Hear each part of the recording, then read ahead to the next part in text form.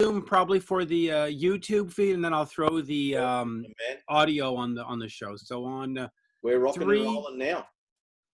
2, 1. We are speaking with Mark Alexander-Erber.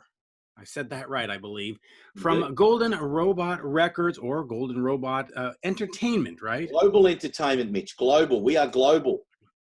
Yes, you are. So let us discuss the genesis of this record, because up until about a couple of years ago, there were a few players in the market, and I'm not going to name names because it's about Golden Robot and not about other record companies.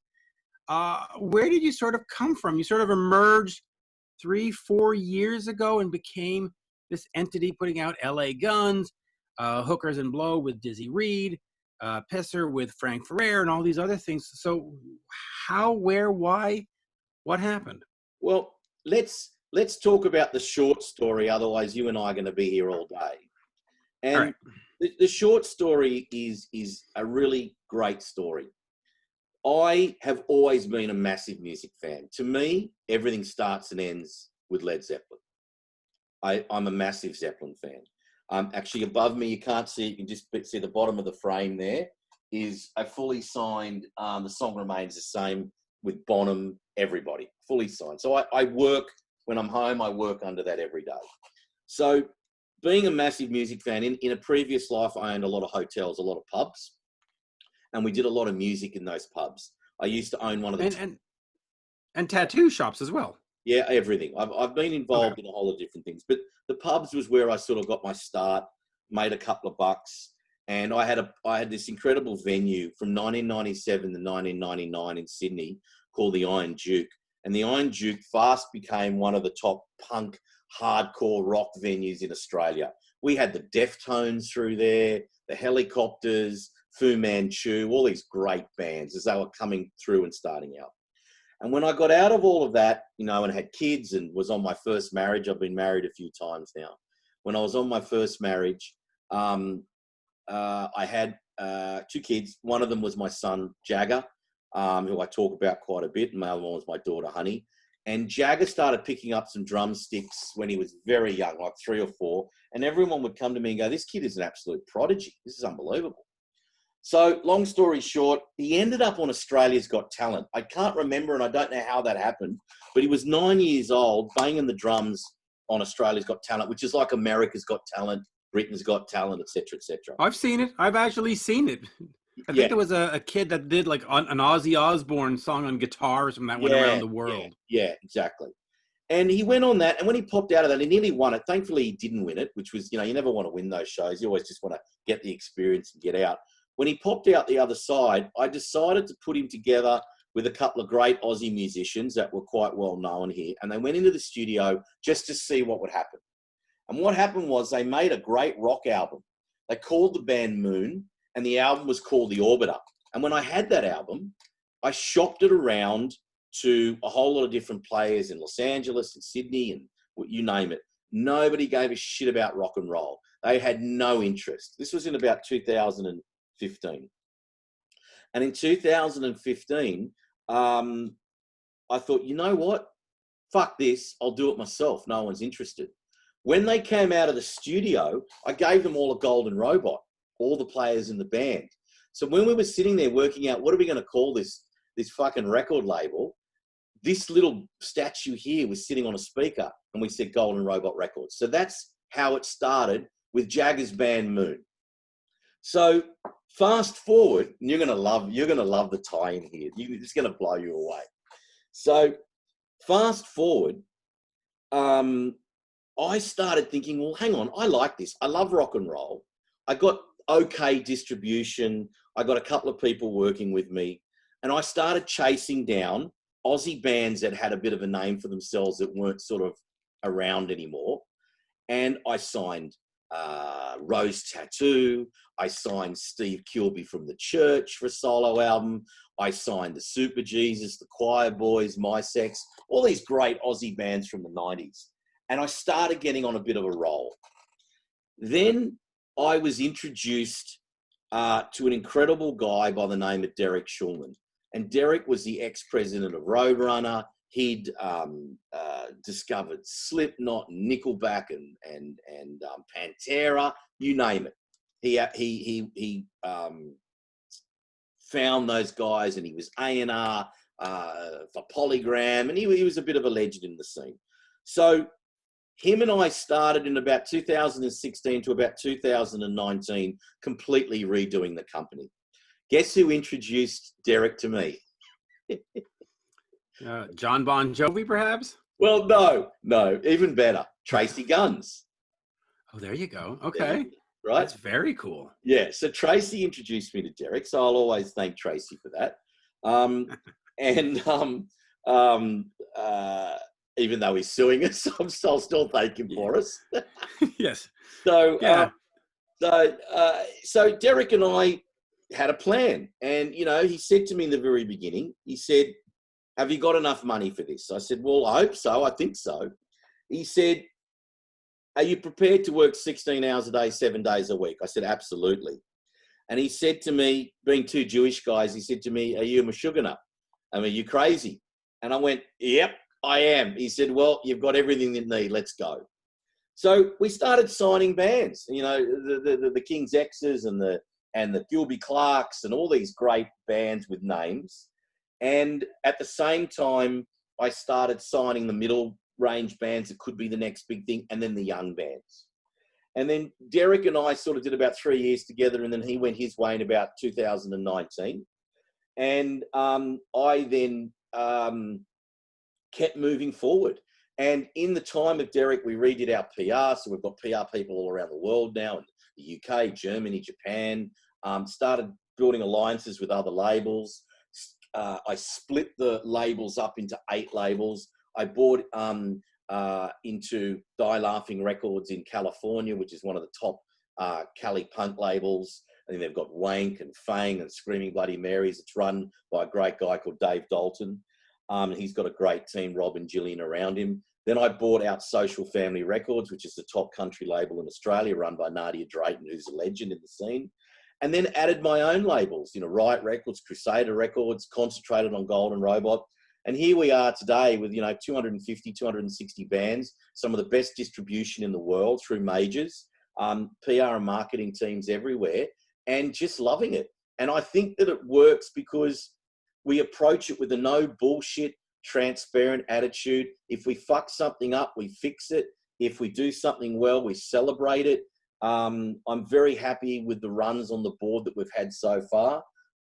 Look, it hasn't worked with everybody, and that's life. That's rock and roll. As I say to my guys, we're not saving children's lives here. We're just putting music out. So let's take it serious to a point and do a good job with it. And that's where we are. So 2020, we're in a very strong position with some great releases, as we, as you said at the top, the LA Guns and Gilby Clarke and Vanilla Fudge. I've just signed a very, very big band that we're announcing in the next couple of weeks.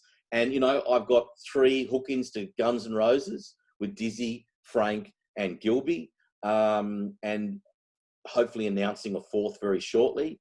And some great up-and-coming bands from the punk scene, from the rock scene. We've got bands in Canada, America, Europe, blah, blah, blah, blah, blah. So, mate, we're kicking ass and, taking names. I'm very proud and honoured to be in this position. You are. So let me ask you a couple of things here. First of all, why is everything not under just Golden Robot Records? What's the importance of having the sort of the vanity pressings or the different umbrellas to put them under? Look, I've always been pretty solid at one thing, and that's branding. I've always been a good brander. I didn't really inherit anything from my father, although he's still alive. I won't, and I didn't really inherit anything from him. He taught me one thing when he was very young. He had this, he's actually a handbag manufacturer, funnily enough. And he had this sign, this massive poster in his office. His name was George Erber. And he had this big poster, and it had him with like on steps, right? On these steps going up. And it had him with these beautiful, gorgeous models around him sitting there, and these handbags. And it said George Erber would never be caught dead with an old bag, right? And which in Australia, you know, calling an old bag is like an older woman, right? So it was a very clever take, and you know, that was in the 70s or whatever. So he taught me from a very early age about the power of marketing and the power of advertising, etc. So that was my inheritance from my father. Everything else I've had to do on my own. And I learned early branding is everything. So when we went out to brand Golden Robot, this logo that you can see on my chest here, or the Golden Robot, was very important because, like McDonald's doesn't say McDonald's anymore, you just see the golden arches, et cetera, or Ralph's, you just see the R or whatever. So when I split the labels up, in the early days, it was all on the Golden Robot. And I like that because if you look at what Interscope did in the early days, they had on the same label 9 Inch Nails and Enrique Suave. So he had the two such different genres of music. But I decided that I liked the idea of co-branding, also because I was buying labels that had their own entity. And I'm continuing to buy, and I'm talking to 2 labels at the moment to go under our umbrella. So I suppose at the end of the day, you're in a position here where you've got 8 labels, about to add another 2. You've got a production company that does that rock and food live thing that I do, that was on every Virgin flight across the world, which isn't at the moment because everything's grounded. I'm getting involved in a big festival here in Australia that I'm working on. So when you look at the Golden Robot Global Entertainment umbrella, you've got labels, production company, festival. I'm now talking to a distribution company that wants to go further, and we're thinking of potentially investing with them. So you'll be part of the supply chain. So you're just sitting there with this entity that potentially is worth something, but it's self-serving. It's got everything inside it with its own marketing, its own PR, its own distribution, et cetera, et cetera. So that's the creative brain, or the entrepreneurial brain behind it. That's what. Gotcha. That makes sense. Now, some of the bands were supposed to have their releases come out, and it's been delayed because of COVID. Yeah. What is the thinking behind that? You know, I had a chat with Doc McGee, and he said, "Oh, that's old school thinking. Just put it out there. You've got a captive audience waiting." And I sort of agree with that. Like right now, if I was sitting here listening to the entire LA Guns album, I'd be like, "Yeah, well, I got nothing else to do, so I might as well just enjoy it." Now, I understand on the physical side, manufacturing is a whole different ballgame, but you know, what's preventing it from being on Spotify and Apple Music? What's your thinking behind that? Well, as a segue there, last year I was in Doc McGee's office. I don't know if you've ever been in his office, but he's got a jar. Nope. With $1 million in it, shredded, right? It's awesome, right? He's got $1 million there in a jar. Then on the other side, he's got this huge, I think it's a swordfish. We talked for so long. I was going in there for a 40-minute meeting. This meeting went for 3 hours. I reckon I could have been there for 6 hours. It wrecked the meeting afterwards, and the guy still won't talk to me because I stood him up. He was an agent in LA. He is so fascinating. But you know what was unreal about it was because, you know, Doc's the best storyteller ever. But I had Derek with me, and both of them were involved in the early days of Bon Jovi. So they couldn't bullshit each other. So Derek will tell a story about Bon Jovi, but Doc knows the truth. And then Doc would tell a story about Bon Jovi, and Derek will know the truth. So it was really interesting because neither of them could embellish any stories about Bon Jovi or anything like that, because they know the other one would chip them and go, "Hang on a minute, I don't think it happened like that." So that was a really interesting, amazing couple of hours. He's an incredible guy. Anyway, back to what you were saying. Look, I agree and I disagree. This is the issue. Let's talk about a band like LA Guns, okay? Steve Riley and Kelly Nichols, LA Guns. We've released a single, and then normally what you would do is you'd put another single out, and then you would drop the album digitally and physically. And physically can be just vinyl, or physically can be CD and vinyl. So in normal circumstances, no matter what band it is, they would do a tour, either a regional tour, a national tour, an international tour, based on that single. So they dropped a single called Crawl, and Crawl has done gangbusters. And you would go out and you do the Crawl tour. you'd play the whiskey and you'd do this in LA and you'd do that in there and you'd do whatever. The problem is at the moment, it's unprecedented times. I can't see bands going back on the road maybe till 2021. The big festival that LA Guns is meant to play on has been moved to September, the M3 Festival.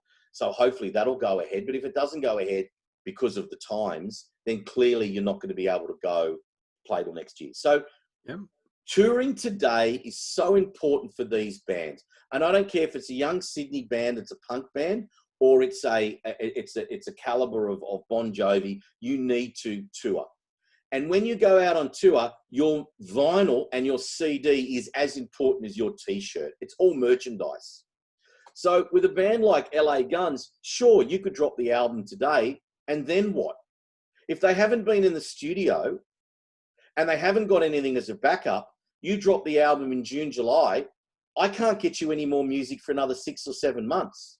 So my strategic way to do this, and the way that Golden Robot and the other labels have been doing it, and we sat with our team, we've got about 70 people working for us across the world, but we've got a core team, obviously, of 12 to 15 that makes the decisions.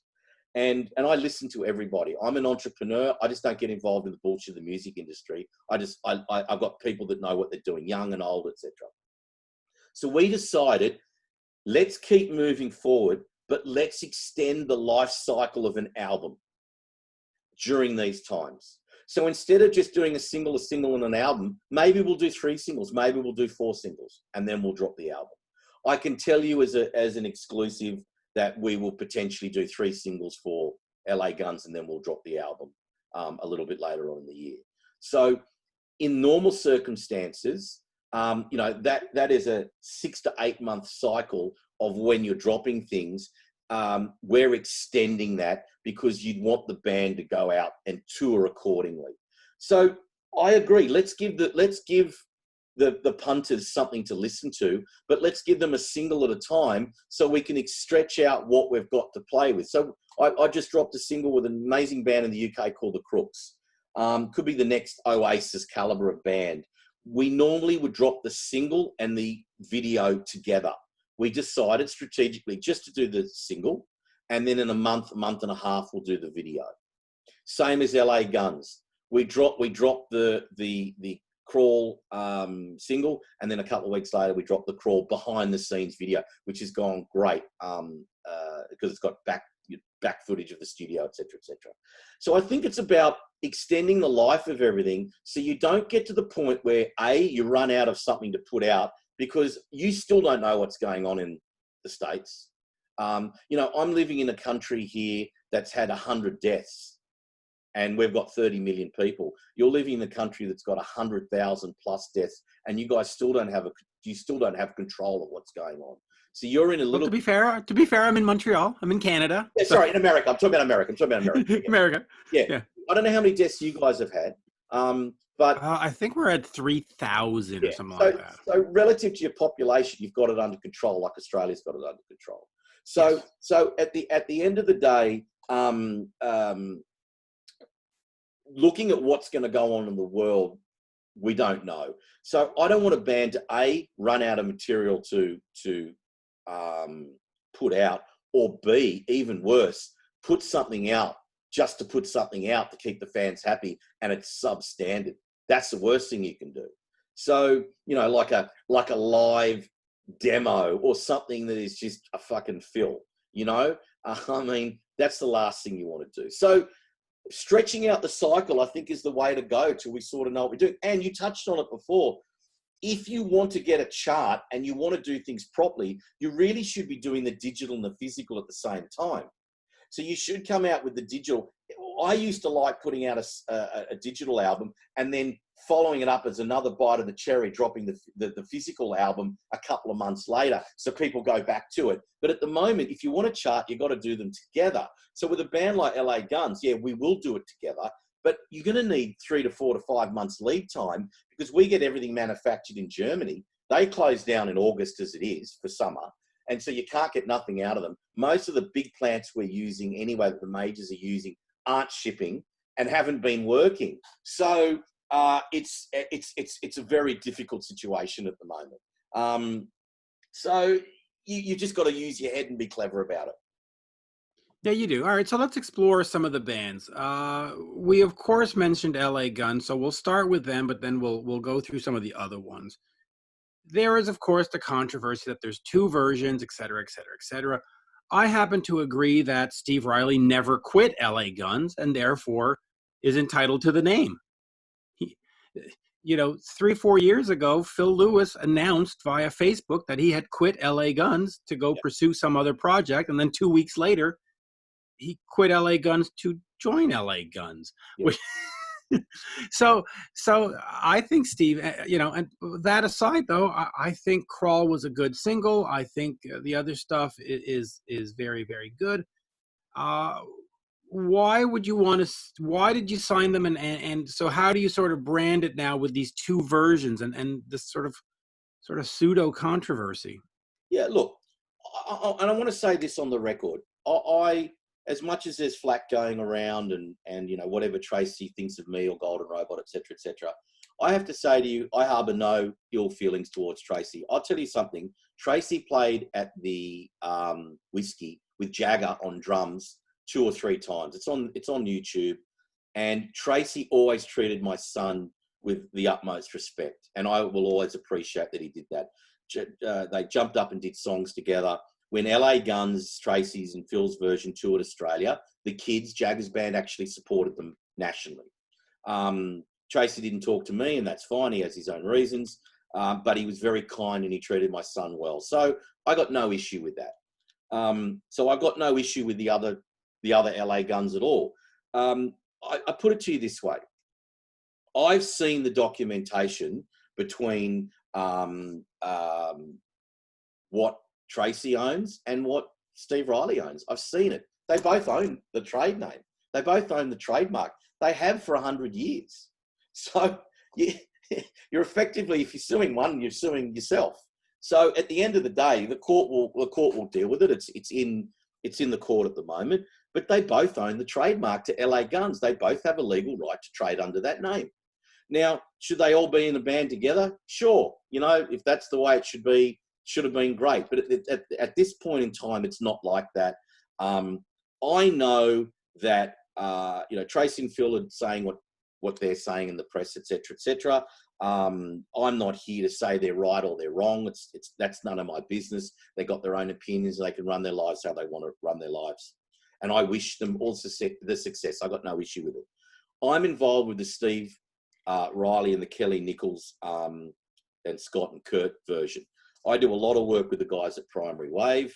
And, we've got Phil X with them. I've just signed another big band with them that I wish I could announce, but I can't, but it's a very big band. And we do LA Guns. And when they came to me with the idea of LA Guns, I loved it. And I met Steve. He is one of the nicest guys in rock and roll. And I say that a lot about people on the label, whether it's Frank from Guns N' Roses or it's Gilby, Clarke.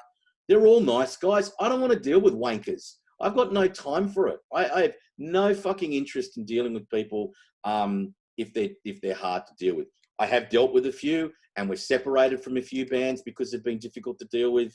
But at the end of the day, Steve was the loveliest guy in the world. I saw the paperwork. He had a right to the name, so let's rock and roll and let's do it. And I think the album that they made is so good because, number one, I don't believe they had anything to prove. All of them in their own right, all 4 members have been there, done that, whether it was in LA Guns, and all of them have a pedigree to LA Guns in one way or another. So they had every right legally to do what they want. They had every right morally to do what they want.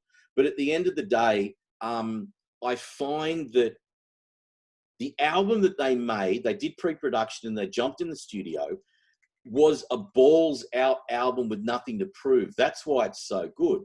So if you look at the comments on the internet, which I don't look at a lot, but now and then, it's 1 a.m. and you're strolling through something, it's really quite divided. It's quite interesting because I can't think of another time in my time where it was like this. If you look at Guns N' Roses, how they morphed from the Chinese Democracy Buckethead version to the version it is today was quite unbelievable how they just stopped one and started the other, but sort of started the other and picked up from where they were in the early 90s. Like, unbelievable. I remember driving down Sunset and seeing that logo, the old school logo for Guns N' Roses. And when they were doing the Coachella stuff, remember? How incredible that was. And they just, boom, everyone forgot about Chinese democracy and the Buckethead side of things, and then went back to the new version, or the old version. So, and I think, so they've never had a crossover, where LA Guns, there's two versions. So, yeah, it's a difficult one to promote because nobody's out to mislead anybody. Kelly does all the artwork and he's brilliant at that. Every single piece of artwork, or mostly, you'll see the 4 names of our guys on there. So people absolutely know the difference. I think the music is great. The other LA Guns dropped a single. It's a good single. There's no issue. Our single's doing better with streams, but that's just the way that it is. I think their single is great. I think their timing was a classic. They dropped it a couple of weeks after the other one. But you know what? I would have done that too. So, that's the way that they wanted to do it. I got no problem with that. But I think it's an interesting dilemma. One's got the Instagram page, one's got the Facebook page. If you're a true LA Guns fan, you're going to know the difference anyway. And if you're not a true LA Guns fan, just enjoy the music. Just enjoy one single, enjoy the other single, enjoy one album, enjoy that, because it's all rock and roll, and that's all we're here to do. As I say to my guys all the time, as I said before, we're not saving kids' lives. We're putting music out. Let's not get upset about it and get angry about it. If you want to listen to one and you enjoy it, listen to it and download it. If you don't like it, don't download it. Don't listen to it. No one's going to get upset. Just enjoy it. It's rock and roll. I'm here to do one thing, Mitch. And our ethos is, it's in, I don't know if you can see it, it's there. It's in the logo. Rock and roll is always the winner. That's all I'm here to do. We've spent millions of dollars on these labels. This is just about bringing rock and roll back. It's like Greta Van Fleet. I listen to Greta Van Fleet because it reminds me of Led Zeppelin. But you know what? Hate Greta Van Fleet or not, they did wonders last year for rock and roll because they sold albums and they sold music. That was fantastic for rock and roll. And I'm telling you, rock and roll's coming back, man. It's coming back big time. And we're going to be riding that wave. That's what we've been working on for a few years. And when it comes back, we'll be in an excellent position. I agree. And you're right. If you don't want to listen to it, just turn it off. But anyway, all right, let's get on to maybe somebody that was a little bit more difficult. Last year, almost a year to the day, I guess, or maybe a little, we talked about John Sykes. Yeah. There was a lot of excitement about John Sykes. It doesn't happen. It goes away. So, okay, explain it. First of all, you must have heard the album. Did you hear finished music? Was it good? Was it classic like the old days, or you don't know? I don't know. This is the problem. Look, I love John as a person. I've had many dinners with John, etc., etc. At the end of the day, look, and I'll tell you, it's with the lawyers to sort out, right? It's with the lawyers to sort out. It's really simple in life. You go and buy a car, Mitch. You go down to your dealership and you go and buy yourself a Ford, or you go and buy yourself a whatever, right? A Chevy. You walk into there, you put your deposit down, they deliver your car, then you pay the balance. What's the big deal, right? Go into a... Exactly. All right? You go to dinner, you order, you eat, you pay, right? Whatever. So when you go to an artist and you go, here, you can have this, my man. Can I have my music? And then you get your balance. If you don't get your music, it's a loggerhead. Right. So I'm in a situation where I want a new album. I don't want an album that's had songs on the internet, YouTube for the last 20 years. Let's do a new album. Let's do a single. Let's do something. So unfortunately, I'm in a position, and as I said, I love John. I would love to release some John Sykes music. So don't worry about what you hear. Don't worry about the rumors. Don't worry about the bullshit. At the end of the day, it's very simple. I would love to release new music from John Sykes. I ain't holding it up, but it's very simple. Give me a single, give me an album, or give me my fucking money back. End of fucking story. That's it. Am I asking? And that's pretty simple. Am I asking? No, you're. That's No, it. not at all. It's quite simple, and you're right. If you're paying for a new album, you don't want 20-year-old demos. That's exactly right. I just give me my album, my singles. If you want to equate out for what I've given you, you just want to give me a couple of singles, no problem. Give me a couple of singles, keep the money, we'll call it square. But you can't keep the money and give me nothing. Doesn't work like that. So, and that's it. So let the lawyers handle it. So everyone that says to me, what's going on? Why isn't the label releasing? Trust me, if I had it here, it'd be out. All right, so fucking single. I don't care.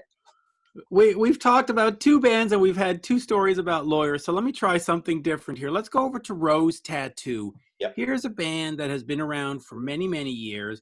Axl Rose himself has spoken at great length of his love for the band, and yet in North America they're a tough sell. A little bit like Thunder or like Status Quo. What is sort of your plan for Rose Tattoo? Do you want to just sort of keep them in Australia or do you say, all right, let's have a plan. Let's get you to the M3 festival. Let's get you to Wacken. Or where do you see that going, and how do you market them? Look, Rose Tattoo is an interesting band. I had a deal with Rose Tattoo for okay, let's go back to the beginning.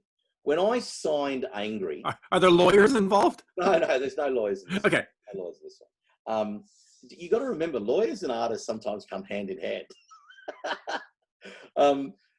Look, when I signed Rose Tattoo in the very early days of Golden Robot, Angry was gone. He was gone. He was selling up and he was moving up the coast in New South Wales, here in Sydney, and he was retiring. And I basically said, look, let's put a ribbon around this and let's get the legacy done properly. So they came back and we did a Live in Brunswick album, which was an album that had never been released. This guy has got on hard drive some of the most incredible recordings ever that still haven't been released. So we put that album out. Now the problem was when Angry wanted to tour it, he wanted to tour it under Angry Anderson Sings the Songs of Rose Tattoo, because he's very, very loyal. And one of the original drummers, Paul DeMarco, is in jail at the moment, and he's been in jail for a while. And Angry was hesitant to go out without him, and I really respect that. So at that point, Di was still in the band, and he had a couple of other players in the band. So he just felt guilty, I suppose, going out under the Rose Tattoo vibe if it wasn't the Rose Tattoo vibe. So we did a few concerts like that, and it wasn't the best scenario, but we still went ahead with it. Then we came out with Blood Brothers. So we did a remastered Blood Brothers. That was the last original album these guys did. And it went great. We put some extra tracks on it. And then Cleopatra in LA picked up a box set, and we did the box set in Australia, New Zealand. And then we did, I got a license to do Beats of a Single Drum, which actually had their biggest hit ever on it suddenly. So I've been involved with them with 4 albums. The last album they redid the first album, and that came out. We weren't involved in that one. That was done. Cleopatra did that one, and that's been about it. And then they had a big tour in America, and they were actually meant to be touring, I believe, with LA Guns over there, the other LA Guns. So that sort of cuts us out, if that makes sense. That sort of cuts us out. So that's fine. I love the boys. I'd do as much or as little for them going forward as possible. I think they're one of the greatest Australian hard rock bands of all time. I think, Angry is an absolute legend. I think Mark Evans is in the band, who was original AC/DC now. Di is a legend. Bob Evans, who was in some great bands here. But it's been quite an incredible ride with those guys. And look, I'm very proud of the 4 albums we did. What the future holds, I don't know. I mean, you got to remember, mate, Angry thinks 75 years old. I know. A lot of these guys, we're getting down to our last 5 or 10 years with these. All right, so let's get away from Angry. Let's go to Real Happy. Phil X. of Phil X and the Yeah. Drills. Yep. Canadian boy, which I like to mention all the time, and of Yes. course, a guitarist with Bon Jovi. Now, when he does that, the Phil X and the Drills, it is not a watered down Bon Jovi at all. It is very much its own thing, and it's very much a great own thing. Yeah. Uh, Obviously, the association to Bon Jovi is a reason why you would want to look and sign it. But what are some of the other reasons that you'd want to sign it? I mean, musically, what is he doing when, and what's next with Golden Robot and him, single wise and album Yeah. wise? There is a single about to come out, which will be announced shortly, which I'm very excited about. And then we're going to be releasing that volume 3 of the 3 set that he did with, all the different drummers and guitarists and bass players, etc., etc. Look, why do you sign a Phil X? You sign a Phil X because he is a lovely guy. He is such a nice guy. It's no wonder these guys get gigs. It's no wonder someone like Bon Jovi will bring a guy like Phil X on, because obviously over the years, I mean, it's a well-known fact there was tension between Richie and John. So to replace Richie, you want the nicest guy in the world because you just don't want any dramas. Well, that's Phil X. Plus, he's a fucking hell of a guitar player, obviously.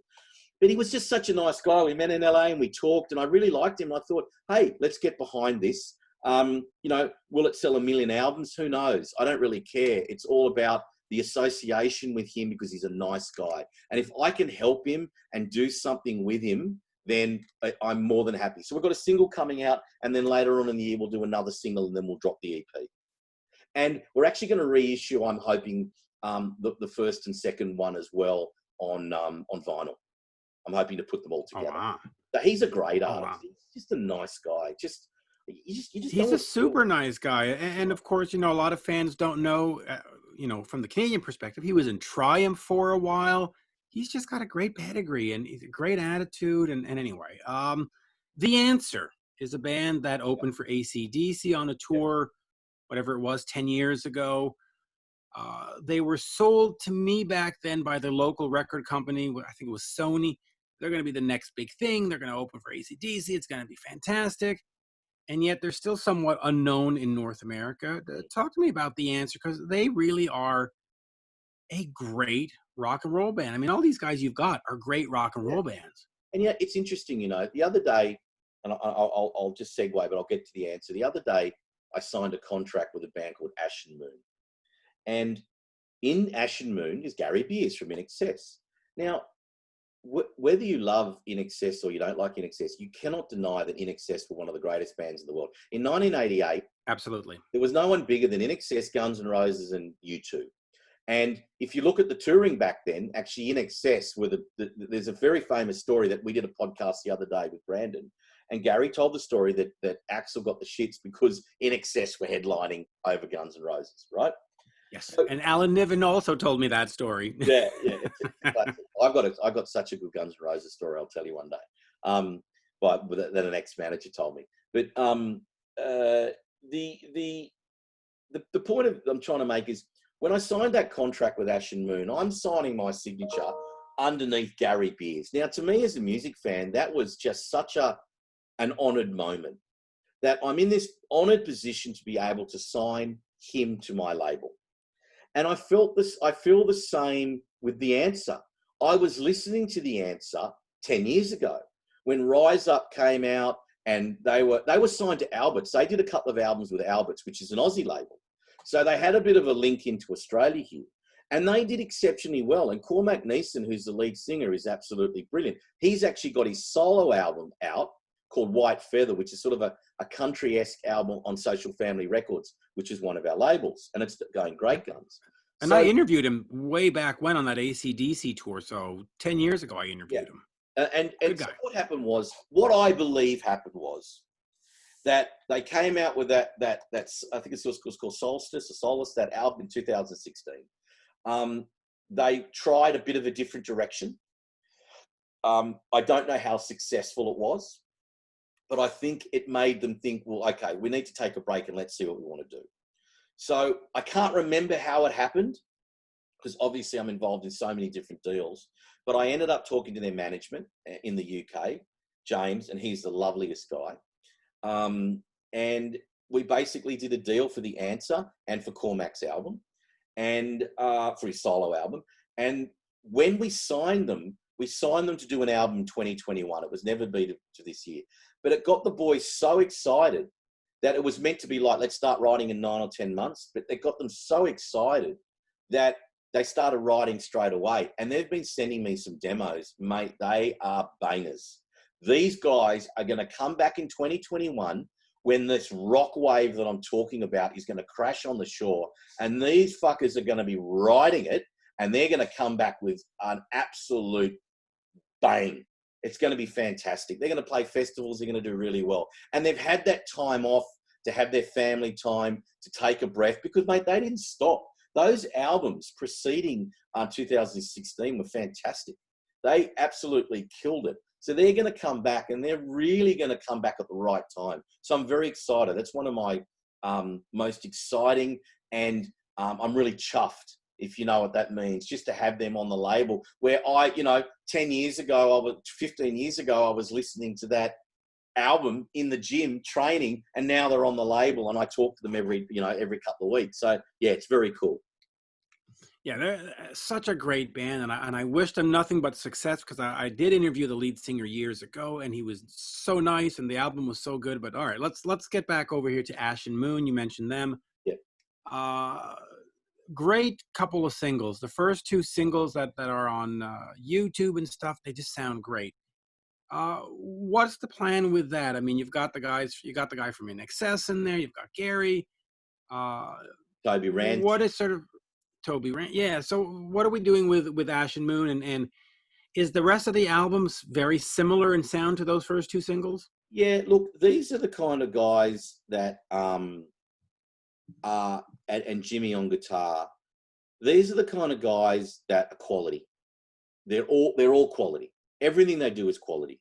Gary's got a home studio, and it's a good quality home studio. I mean, he was in a band that sold 60, 70 million albums. So, and he's lived in LA the last 10 years. So he's no fool with what he's doing. He set himself up a great setup. And they got together a few years ago and started, they started putting some tracks down. This thing is engineered and mixed and produced and mastered so well. I know what they spent on the album, and I won't reveal it, but it was a hell of a lot of money, and it sounds it. The quality is unbelievable. It really is quite incredible. And I can honestly say, when we had to pick Dust Bowl and Mosquito out of the 12, 15 tracks that were there, it was actually really difficult. It was actually really difficult to pick the lead singles, because they're all bloody good. So I came up with the idea to do a double A side. I thought, let's get two singles out at the same time, which has worked really well. It's interesting. I was looking at Spotify this morning. They've gone from, 200-300 monthly listeners when they just started with nothing to 10,000 monthly listeners in the last week and a half. The singles are, gaining 1,000 streams a day on Spotify and iTunes. One's doing particularly better than the other. It's quite interesting. And I know who wrote one, and I know who wrote the other. So it's like an inside joke between the band. It's great. But you're talking about a voice, Toby Rand, and we spoke about this on the podcast the other day. How do you be singing? Let's get to the basics. How the fuck do you stand in front of Gary Beers when Gary stood behind and next to Michael Hutchence for 25 years? I mean, I couldn't sleep last night. I was doing emails at 3:30 in the morning, which is not unusual for me. And I went on YouTube, and do yourself a favor, Mitch, put in Excess 1994 Japan. And there is a concert they did around this time. It was actually May 22nd, 1994, where they had a whole lot of Japanese musicians with them, and they did 6 songs. How they technically did this, I will never know. And this was in 1994. So you've got to remember, 88 to 91, they were big. They played Wembley in 92. But then, as with everything, the grunge came in, and it's all been talked about before. They were sort of trying to find out who they were. So this was in 94.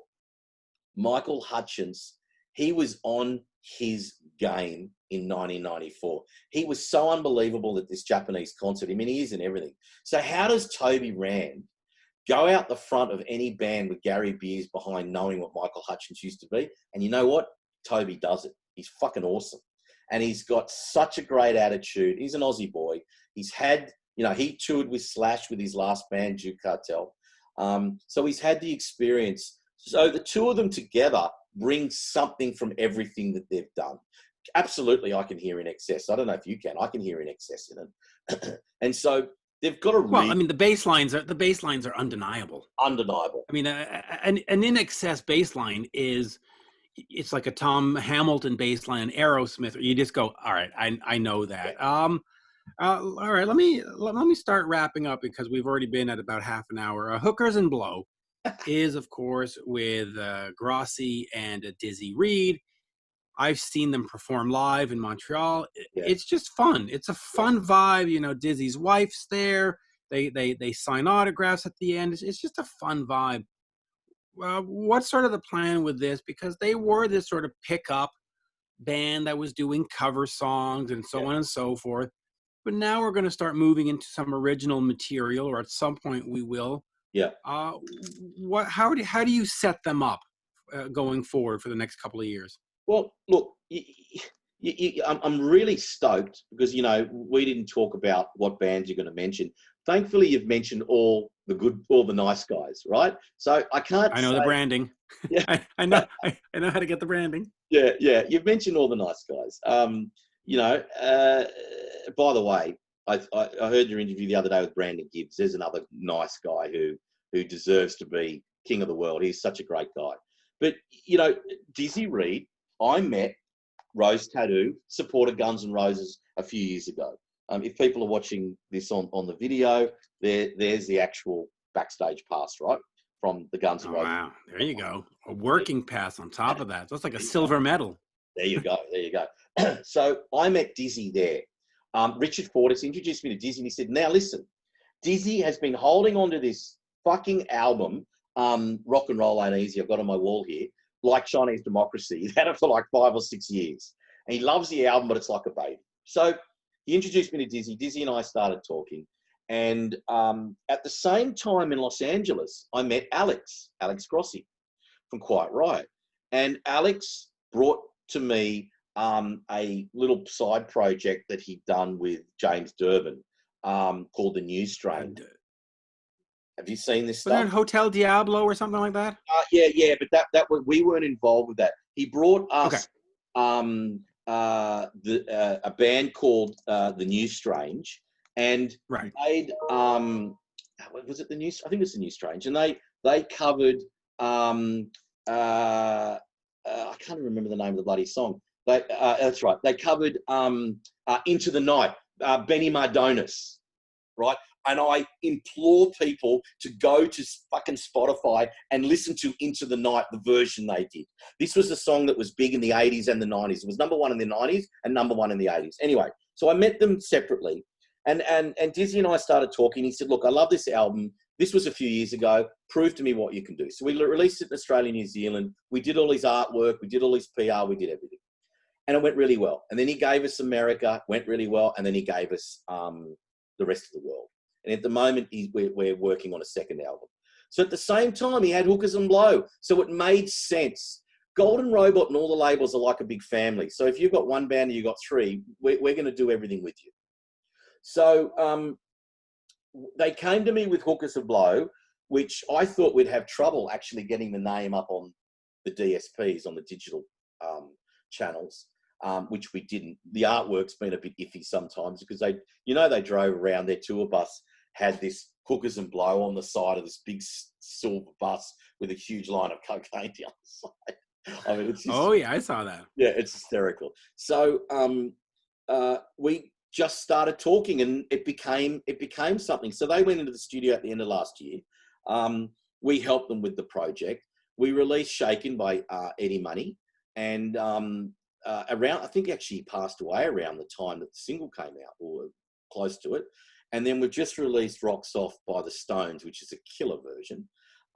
And as an exclusive, I'll tell you the next one that's coming out is a Bowie cover. And it's awesome. I've got to say, you talk about nice guys. I mean, these guys are in big bands. I mean, Dizzy's in Guns N' Roses. In fact, Dizzy's been one of the longest serving members in Guns N' Roses non-stop for 25 years. He is the nicest guy. Nada, his wife, is fantastic. And they are just producing quality stuff. Whether it's a cover or not, it doesn't matter. It's great. Covers are doing really well at the moment. So will they move into originals? It's a really good question. I actually don't know. It's a good question for them. If they do, we'll release it. We'll put it out. I mean, obviously, Dizzy's stuff is covers. I've got to say, Dizzy's album, if no one's heard Dizzy Reed's Rock and Roll Ain't Easy, you should listen to that album because it's bloody good. It's got plenty of guest appearances by Guns N' Roses members, and it's a great rock and roll album. And he's got a good voice. You just see he's up there on the keyboard. He's got a great voice. So, Oh, he's a great voice, and they're very nice, both of them. I mean, they great guy. every so often they'll text me, or not text me, but email me, and they're just they're super duper Why people. All right, let me. this business is hard enough. There's so many moving parts and there's so many components to this business. Why would you want to deal with people that are difficult? I mean, I've got a band at the moment that we did a huge, huge deal for. We've got them everything they wanted, and they're not happy. And they turn around, they go, "Oh, you didn't do this yet." And we did do it. We did everything. They're just not used to what goes on now. They might have been used to what went on 10, 15 years ago, but they don't know the way it works now. So you know what? You go, good luck. Here you go. See you later. And that's it. You gotta walk away. It's fucking not worth it. It's hard enough to release something and make it successful than have a band that works against you. So you just move on and get somebody else in. Here, and we will finish with this one today. Well, maybe we'll do a part 2 at some point. But Silverthorne has Pete Shoulder, who spent a little bit of time in Thunder. He replaced Ben, and he just a great voice. He did the Union with Luke Morley, just great stuff. He's working with Tishy, fabulous album. What are we doing with them, and how do you market them? Because they sort of have been these side men, and I don't mean that disrespectfully, but they've been side men in bands. Yeah. How do you put them forward with a project in their name, and do you bring them over to Australia and make them tour when we can? What's sort of the plan with Silverthorne? Great rock album, by the way. Look, great rock album, and that had a great story as well. See, one of the reasons we've been successful when we get the bands is because I call people. I don't give a fuck. I'll just call someone. If they take the call, they take the call. These days, it's easy to get through. In the early days, it wasn't so easy. Derek would make the call or the introduction, but these days, I get through. And I actually rang Brian when I was in LA because he does I think it's the Bonzo Bash. Bonzo Bash, exactly. So I rang him when I was there with Jagger, my son, who, as I mentioned earlier, is a killer drummer. I emailed him and said, "Hey, Jagger and I are in LA. Can we jump on this thing?" And he came back and said, "Oh, look, no, unfortunately not. However, I've looked at your roster. Fuck, I love what you're doing. I've got some songs I want you to listen to." So he sent them across, and I love them because there's a couple of songs that sound exactly like Led Zeppelin. So that's a hook for me. So we said, okay, well, let's do a deal and let's put it out. So when we put it out, you're right. It's not a lay down misère. If you've got a lead singer that's well known, etc. But being a drummer in a couple of bigger bands isn't the easiest thing. It doesn't matter how what they're like as people, good, bad, or indifferent. It's not the easiest thing. But the music was good. So the music hit a chord, and we got our PR team worked really hard and got a lot of interviews, got them on a lot of different things. As you know, you would have got the press releases from us and et cetera, et cetera. And then the first single did really well, got on a bit of radio, and then we released the EP, and that's come out now. But I think they're a kind of band that COVID sort of stopped everything because Brian's in LA and Peter's in England, and you can't travel and you can't do this and you can't do that. So I'm not sure what the future will hold with those guys, whether we'll be there or not. I don't know whether we'll be there or not. But at the end of the day, that EP is awesome. I'm very proud of the EP. It was a privilege to put it out. That'll stay under the Golden Robot catalogue as everything does. If they do new music and we do it with them, fantastic, let's do it. But who knows when this environment, because it costs, this is the problem, not with them, but with guys that play in other bands. Brian will play in the bigger bands, and that's obviously how he'll earn his living.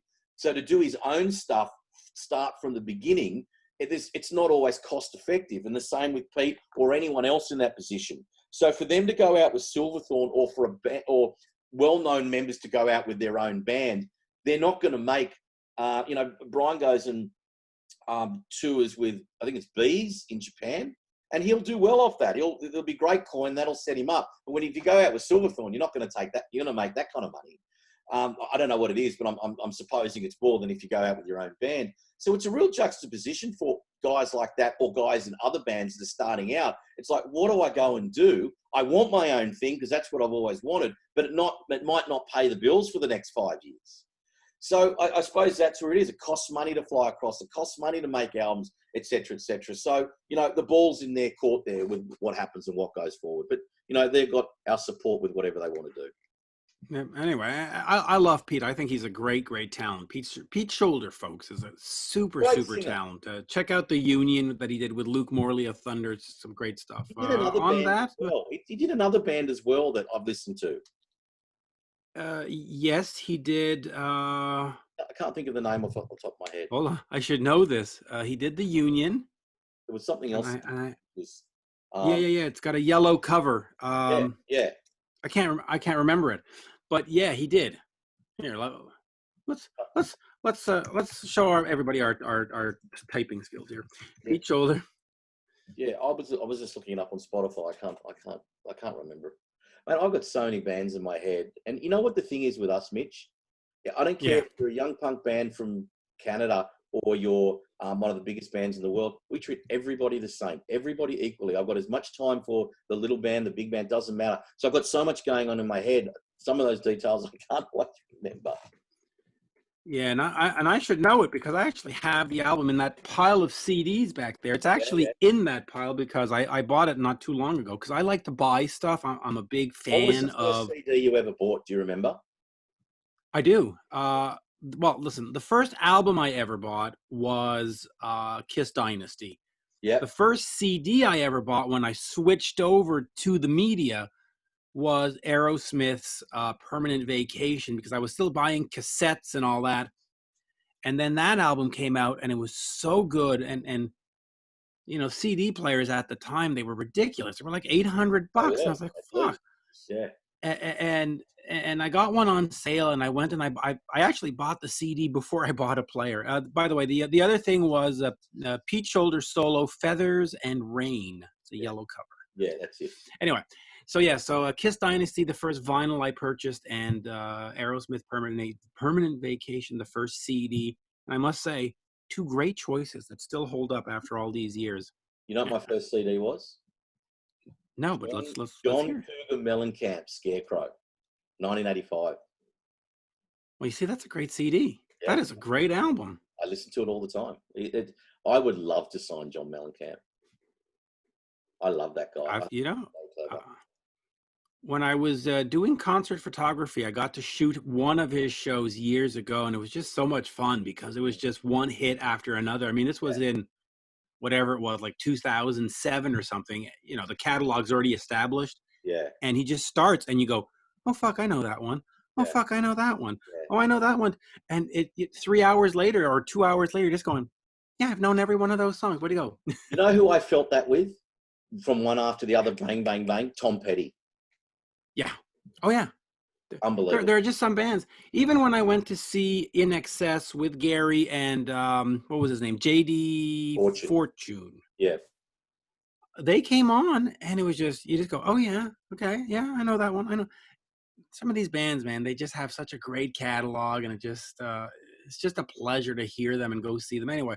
But thank you for what you do, because it is important for me to have these bands exist. I think L.A. Guns, the Steve Riley version, deserves a shot. Giving a Little Caesar a shot is fantastic. Great band.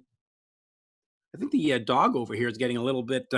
I don't know if you keep hearing the scratching back there, but anyway, yeah. So, yeah. Well, it's 40 degrees Celsius today here, and when I close the door to record these things, it cuts off the air conditioning because it's in the other room. So it's getting. It is currently 37 degrees in this room. Jesus. So yeah, I need to move along. But thank you, sir. Always a pleasure. And let's do another one. Let's talk.